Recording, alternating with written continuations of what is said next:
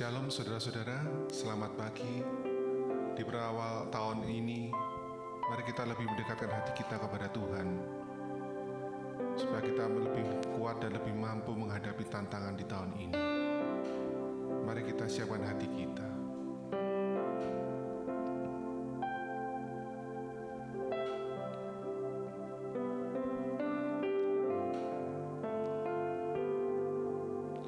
Bawaku lebih dalam,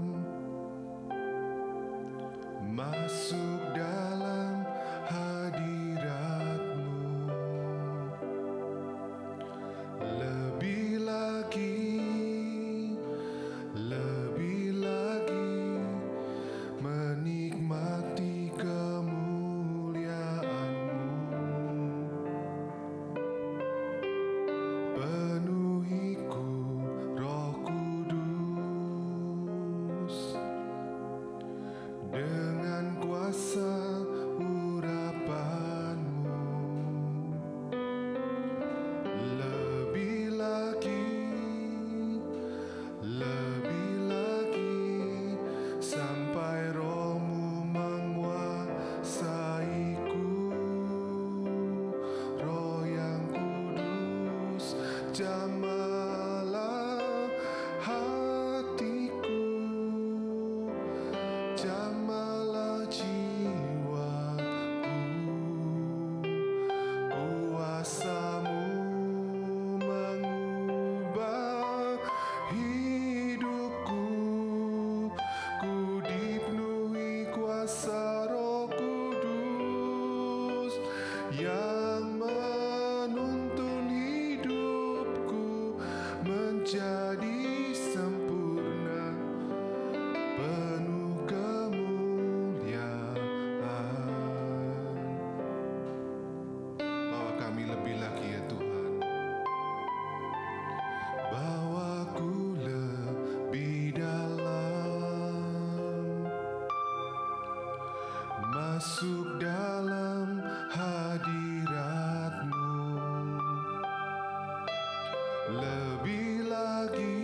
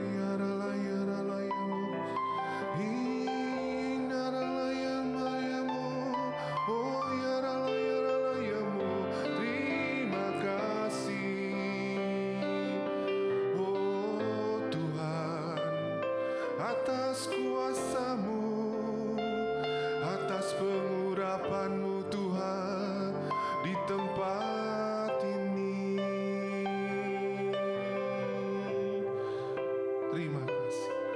Haleluya. Oh, haleluya. Ku bersyukur. Tuhan, kami ingin lebih mengenal jalan-jalan-Mu Tuhan. Kami ingin lebih mengenal rencana-Mu atas kehidupan kami Tuhan. Di masa-masa sukar dalam kehidupan kami, di masa-masa penuh tantangan dalam kehidupan kami Tuhan. Ketika kami butuh arahan, ketika kami butuh hikmat ya Tuhan, pagi hari ini Tuhan, Kau boleh berikan kami benih yang terbaik ya Tuhan. Kau boleh urapi pembicara yang akan menyampaikannya Tuhan, supaya apa yang disampaikannya hanya benar-benar berasal daripada-Mu. Terima kasih Tuhan. Kami sudah berdoa hanya di dalam nama-Mu Tuhan Yesus. Haleluya. Amin. Shalom Bapak Ibu yang dikasihi Tuhan. Pagi ini kita mau bersama-sama merenungkan dari Mazmur 46 ayat 1b. Allah itu bagi kita tempat perlindungan dan kekuatan, sebagai penolong dalam kesesakan, sangat terbukti. Benar saudara, jika kita mau cermat dalam kehidupan ini, maka kita akan mengerti bahwa tangan Tuhan selalu ada dalam kehidupan kita, bahwa Tuhan selalu menolong dan menjaga kehidupan kita. Tetapi sayang, manusia seringkali tidak menyadari pertolongan yang sudah Tuhan berikan di dalam kehidupannya. Mereka merasa seolah-olah mereka mengalami sebuah kebetulan. Mereka mengalami bahasa Jawanya dilalah. Padahal saudara, bagi Tuhan tidak ada sesuatu yang kebetulan. Bagi Tuhan semuanya ada di dalam perencanaannya dan semuanya sempurna adanya. Di dalam badai pun ada Tuhan di sana. Oleh karena itu Bapak Ibu, kita tidak perlu takut di dalam menghadapi kehidupan ini, sebab Allah adalah tempat perlindungan dan kekuatan kita sebagai penolong dalam kesesakan, sangat terbukti. Banyak contoh-contoh di Alkitab yang membuktikan bahwa Yesus adalah penolong yang sejati, bahwa Yesus adalah penolong di dalam kesesakan. Contoh, ketika seorang janda yang hidupnya dililit oleh hutang, tidak bisa membayar dan tidak tahu harus berbuat apa, sehingga sampai anak-anaknya mau diambil untuk dijadikan budak sebagai pembayaran hutangnya. Tetapi Tuhan sanggup menolong melalui minyak yang ada di dalam buli-buli, yang jumlahnya hanya sedikit, tetapi disitulah Tuhan sanggup membuat mujizat, sehingga minyak yang sedikit itu bisa dipakai untuk melunasi hutang-hutang daripada janda ini. Mari kita baca di 2 Raja 4 ayat 4. Kemudian masuklah, tutuplah pintu sesudah engkau dan anak-anakmu masuk, tuanglah itu ke dalam segala bejana, mana yang penuh, angkatlah. Kita mau perhatikan ayat ini Bapak Ibu. Yang pertama, masuk dan tutuplah pintu. Ayat ini mengisyaratkan bahwa dalam kesesakan ada hal-hal yang harus kita kerjakan sendiri bersama Tuhan. Masuklah dan tutuplah pintu. Bisakah kita di dalam kesesakan kita mau masuk di dalam hadirat Tuhan dan menutup pintu hati kita dari pikiran kita sendiri, dari hal-hal dunia yang tidak sesuai dengan firman Tuhan. Tetapi marilah Bapak Ibu, ketika kesesakan ada dalam kehidupan kita mau masuk di dalam hadirat-Nya dan kita mau mendengarkan suara Tuhan. Di dalam kesesakan, seringkali kita merasa seperti janda ini, bingung, sedih, putus asa, dan seringkali kita merasa tidak punya apa-apa dan kita tidak tahu harus berbuat apa. Memang benar saudara, secara logika, apa arti minyak di dalam buli-buli itu dibandingkan dengan jumlah hutang yang harus dilunasi oleh janda ini? Tetapi Elisa berkata, beritahukanlah kepadaku apa yang kau punya di rumah. Berkatalah perempuan ini, hambamu ini tidak punya sesuatu apapun di rumah kecuali sebuah buli-buli berisi minyak.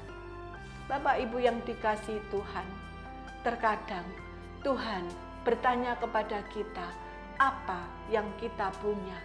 Tuhan membuat mukjizat bukan dari sesuatu yang besar, tetapi Tuhan membuat mukjizat dari hal yang kecil. Tuhan buat menjadi besar, seperti janda ini. Minyak di dalam buli-buli yang sangat sedikit, itu bisa Tuhan buat menjadi sesuatu yang besar, yang bisa dipakai untuk melunasi hutang daripada janda ini. Bapak Ibu yang dikasihi Tuhan, oleh karena itu jangan pernah kita mengabaikan Tuhan di dalam kehidupan kita. Kita menjadi stres, kita menjadi putus asa, kita menjadi hidup di dalam kebingungan. Bapak Ibu yang dikasihi Tuhan, bukankah ada Tuhan yang selalu bersama dengan kita? Oleh karena itu bertanyalah kepada Tuhan, sebab Tuhan sanggup membuat hal yang kecil menjadi besar. Tuhan sanggup membuat dari yang tidak ada menjadi ada. Masuklah dalam hadirat-Nya dan tutup rapat-rapat hatimu dari kekecewaan, kebingungan, terlebih dari kepahitan dan keputusasaan. Sebab Tuhan sanggup membuat perkara yang besar dan menjadi jawaban daripada hidupmu. Yang kedua yang perlu kita perhatikan, engkau dan anak-anakmu. Ya, di 2 Raja 4 ayat 4 tadi dikatakan, kemudian masuklah, tutuplah pintu sesudah engkau dan anak-anakmu masuk, tuanglah itu ke dalam segala bejana, mana yang penuh angkatlah. Hal yang kedua yang perlu kita perhatikan adalah engkau dan anak-anakmu. Ini mengisyaratkan bahwa ada kesatuan di dalam keluarga. Ini penting Bapak Ibu, sebab saat ada di dalam masalah, biasanya kita terfokus pada masalah. Karena kita terfokus pada masalah, kita lupa berfokus pada Tuhan. Dan dampaknya Bapak Ibu, seringkali kita larut di dalam masalah atau kita saling menyalahkan satu dengan yang lain, sehingga masalah itu bisa terjadi. Ini semua gara-gara bersumber pada dirimu. Bapak Ibu yang dikasihi Tuhan, jangan pernah izinkan iblis masuk di dalam rumah tanggamu. Jangan izinkan iblis bekerja di dalam rumah tanggamu. Sebab ketika iblis masuk, dia tidak menyelesaikan masalah. Dia hanya membuat iman kita menjadi goyah, pengharapan kita menjadi digoncangkan, dan keluarga kasihnya menjadi luntur. Oleh karena itu, mari kita datang kepada Tuhan, Sang Penolong sejati. Jangan pernah membiarkan Tuhan berlalu begitu saja di dalam setiap permasalahan kita, karena kita kurang meresponi, kita tidak bekerja sama dengan Tuhan, atau kita mengabaikan arahan daripada Tuhan, sehingga goncangan itu terjadi di dalam kehidupan kita, dan mukjizat itu berlalu begitu saja karena kita kurang menanggapi.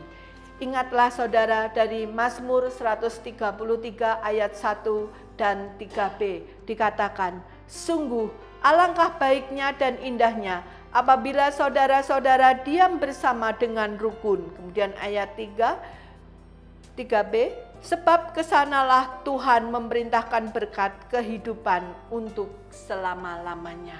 Kita tahu Bapak Ibu, di dalam kesatuan dan persatuan, disitulah berkat-berkat Tuhan curahkan.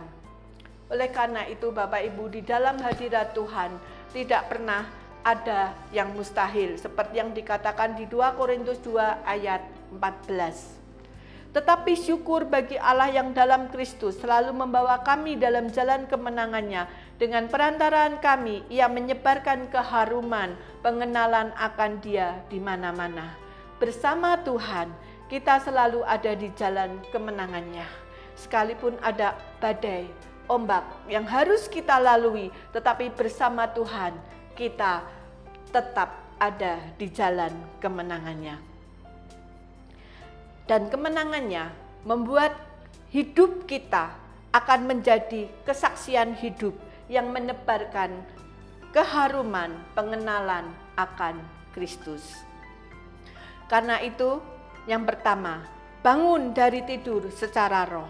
Efesus 5:14 dikatakan, itulah sebabnya dikatakan, bangunlah hai kamu yang tidur dan bangkitlah dari antara orang mati dan Kristus akan bercahaya atas kamu.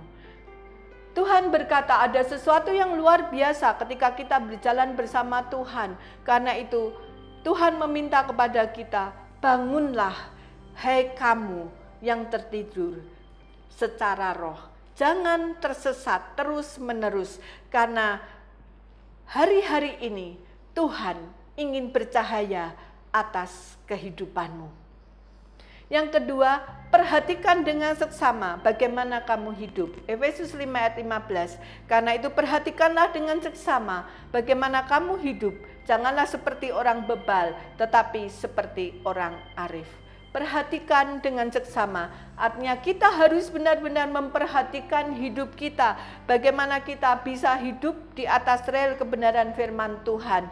Matikan kedagingan dan fokus kepada Tuhan. Tidak menyimpang ke kanan dan ke kiri.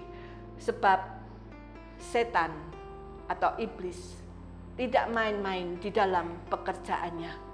Kita tahu di bulan April ini, tepatnya tanggal 28 sampai 30 April 2023, The Satanic Temple atau kuil setan berencana menggelar pertemuan terbesar kedua yang akan diadakan di Boston, Amerika Serikat. Tema konferensi tersebut adalah Hexenek atau malam penyihir. Luar biasa saudara, iblis sudah terang-terangan bekerja menyatakan kekuasaannya. Tetapi kita tahu ada kuasa Tuhan yang lebih besar dari kuasa iblis. Karena itu pergunakan waktu yang ada. Itu yang ketiga adalah pergunakan waktu yang ada. Efesus 5:16 sampai 17, pergunakanlah waktu yang ada karena hari-hari ini adalah jahat. Sebab itu janganlah kamu bodoh, tetapi usahakanlah supaya kamu mengerti kehendak Tuhan. Kita bisa mengerti kehendak Tuhan jika kita melekat pada Tuhan, kita bersenyawa dengan Tuhan. Ngeblend saudara, seperti gula dan kopi akan menjadi sajian kopi yang enak. Demikian juga hidup kita. Jika kita ngeblend sama Tuhan, maka hidup kita akan terasa manis. Tuhan akan bercahaya atas hidup kita. Mari Bapak Ibu yang dikasihi Tuhan, pagi hari ini kita mau sama-sama menghampiri Tuhan secara pribadi. Dan katakanlah kepada Tuhan, Tuhan aku rindu Engkau bercahaya atas hidupku. Nyatakanlah kemuliaan-Mu atas hidupku. Bangunkan aku Tuhan, kalau aku tertidur secara roh. Dan tolong kami, supaya kami bisa saksama di dalam kehidupan ini. Dan kami juga mempergunakan waktu yang ada dengan sebaik-baiknya. Karena kami tahu Tuhan, Engkau ada di setiap waktu kami. Engkau selalu ada bersama kami. Bahkan Engkau saat ini pun sedang menawarkan kami untuk berjalan di jalan kemenangan-Mu. Oleh karena itu ajarkan kepada kami untuk meletakkan tangan kami ke atas tangan-Mu Tuhan. Dan kami boleh berjalan bersama-Mu melalui jalan kebenaran, jalan kemenangan. Karena kami tahu Tuhan bersama-Mu. Sekalipun kami harus melewati badai dan ombak, tetapi kami percaya bersama-Mu kami akan mengalami kemenangan. Terima kasih Bapa, di dalam nama Tuhan Yesus kami berdoa dan mengucap syukur. Haleluya. Amin.